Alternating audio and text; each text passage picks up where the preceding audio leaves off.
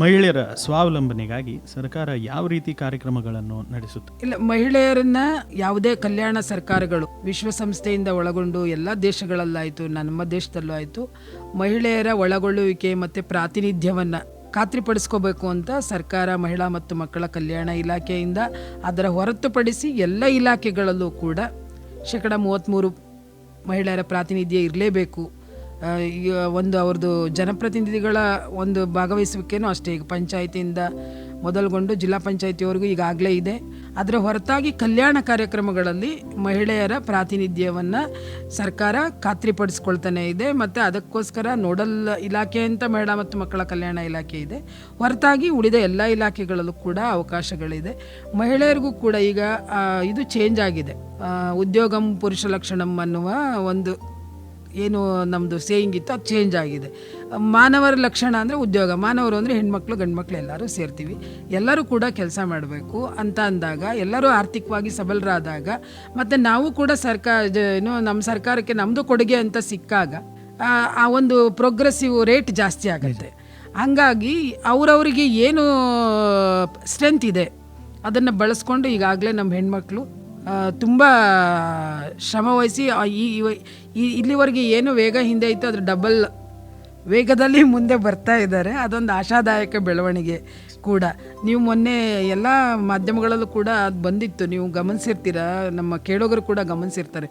ಬಿಜಾಪುರದಿಂದ ಒಂದು ಮನೆಗಳಲ್ಲಿ ಹೆಣ್ಮಕ್ಳು, ಸ್ತ್ರೀ ಶಕ್ತಿ ಸ್ವಸಹಾಯ ಸಂಘದ ಹೆಣ್ಮಕ್ಳು ಇಲ್ಲಿನ ಒಂದು ಆಹಾರ ಪದಾರ್ಥಗಳನ್ನು ಬೆಂಗಳೂರಿಗೆ ಶಕ್ತಿ ಯೋಜನೆಯಡಿ ಬಸ್ಸಲ್ಲಿ ಬೆಂಗಳೂರಿಗೆ ರಾತ್ರಿ ಹೋಗಿ ಅಲ್ಲಿ ಸಾವಯವ ಸಂತೆಯಲ್ಲಿ ಅದನ್ನು ಮಾರಿ ಅವ್ರ ಬದುಕು ಚೆನ್ನಾಗಿದೆ. 2 ವರ್ಷದಿಂದ ಹೋಗ್ತಿದ್ದಾರಂತವ್ರು. ಅವ್ರ ಬದುಕಲ್ಲಿ ಬದಲಾವಣೆ ಆಗ್ತಿರೋದನ್ನು ಹೇಳ್ತಾ ಇದ್ರು. ನಾನು ಆ ಸಕ್ಸಸ್ ಸ್ಟೋರಿ ನೋಡ್ತಿದ್ದೆ. ಅದೊಂದು ಗ್ಲಿಂಪ್ಸ್ ಅಷ್ಟೇ, ಅದು ಎಲ್ಲ ಅಂತಲ್ಲ. ಅದೇ ಥರ ಎಲ್ಲ ರಂಗಗಳಲ್ಲೂ ಮಹಿಳೆಯರು, ಈಗ ವಿಜ್ಞಾನವನ್ನು ಮೊದಲುಗೊಂಡು ಕ್ರೀಡಾರಂಗದವನ್ನು ಮೊದಲುಗೊಂಡು ಎಲ್ಲ ರಂಗಗಳಲ್ಲೂ ಕೂಡ ಇದ್ದಾರೆ.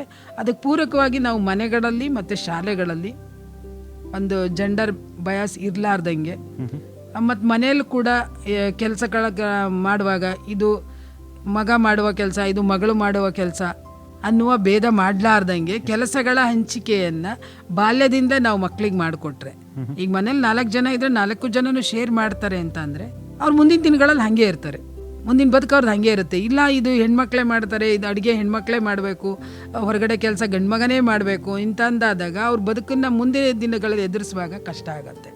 ಆ ನಿಟ್ಟಿನಲ್ಲಿ ಒಂದು ಸೆನ್ಸಿಟೈಸೇಷನ್ ಈಗ ಆಲ್ಮೋಸ್ಟ್ ಆಗಿದೆ. ಅದು ನಮ್ಮ ಸಮಾಜದಲ್ಲಿ ಜಾಸ್ತಿ ಆಗಬೇಕು. ಹಾಗಾದಾಗ ಹೆಣ್ಮಕ್ಳಿಗೊಂದು ನಿರಾಳತೆ ಇರುತ್ತೆ. ಅದರ್ವೈಸ್ ಈಗ ನಮಗಿಂತ ಮೊದಲು ಬಂದ ಹೆಣ್ಮಕ್ಳಿಗೆ ಆಲ್ಮೋಸ್ಟ್ ಮನೆಯಲ್ಲೂ ಅವರೇ ಕೆಲಸ ಮಾಡಬೇಕು, ಹೊರಗಡೆನೂ ಕೆಲಸ ಅವರೇ ಮಾಡಬೇಕು ಅಂತ ಅಂದಾಗ ಖಂಡಿತ ಅವ್ರಿಗೆ ಬರ್ಡನ್ ಆಗುತ್ತೆ. ಆಮೇಲೆ ಅದು ನೋಡೋಕೆ ಕೂಡ ಅಸಮತೋಲನ, ಅಸಹಜ ಅಲ್ವಾ? ಅವರಿಬ್ಬರು ಕೆಲ್ಸಕ್ಕೆ ಹೋಗಿ ಒಬ್ಬರು ಬಂದು ಮನೇಲಿ ಮತ್ತೆ ಕೆಲಸ ಮಾಡೋದು, ಒಬ್ಬರು ಬಂದು ಪೇಪರ್ ನೋಡ್ತಾ ಅಥವಾ ಟಿ ವಿ ನೋಡ್ತಾ ಕೂತ್ಕೊಂಡು ಅವ್ರಿಗೆ ತಂದು ಬಡಿಸೋದು, ಅದು ಎಷ್ಟು ಅಸಹಜ ಅನ್ಸುತ್ತೆ ಅಲ್ವಾ? ಎಲ್ಲರೂ ಪ್ರಕೃತಿ ದೃಷ್ಟಿಯಲ್ಲಿ ಈಗ ನಾವು ನಮ್ಮ ಅನುಕೂಲ ಸಿಂಧುಗಳಿಗೆ ಮಾಡ್ಕೊಂಡು ನಾವು ಇದು ಹೆಣ್ಣು ಇದು ಗಂಡು ಈ ಥರ ನಾವು ತಾರತಮ್ಯ ಮಾಡ್ತೀವಿ. ಆದರೆ ನಿಸರ್ಗದಲ್ಲಿ ಹಂಗಿಲ್ಲ. ಎಕ್ಸೆಪ್ಟ್ ಮನುಷ್ಯರು ಬಿಟ್ಟರೆ ಇನ್ನು ಎಲ್ಲ ಜೀವಿಗಳಲ್ಲೂ ಅವ್ರವ್ರ ಕೆಲಸ ಮಾಡ್ತಾರೆ. ಮತ್ತು ಅದು ಮೇಲೂ ಅಲ್ಲ ಕೀಳು ಅಲ್ಲ. ಈಗ ನಾನೇನು ಹೆಣ್ಮಕ್ಳು ಮೇಲೂ ಅಥವಾ ಗಂಡಸರು ಆ ಥರ ಅಲ್ಲ, ಅರ್ಥ ಅಲ್ಲ. ನಾವು ನಮ್ಮ ಮನೆ ಕೆಲಸಗಳನ್ನು ಅಥವಾ ನಮ್ಮ ಹೊರಗಿನ ಕೆಲಸಗಳನ್ನ, ನಮ್ಮ ಒಳಗೊಳ್ಳುವಿಕೆಯನ್ನು ಸಮವಾಗಿ ಮಾಡಿದಾಗ ಖಂಡಿತ ಒಂದು ಆದರ್ಶ ಸಮಾಜ ಅಂತ ಏನಂತೀವಿ ಅದು ಇದಾಗತ್ತೆ.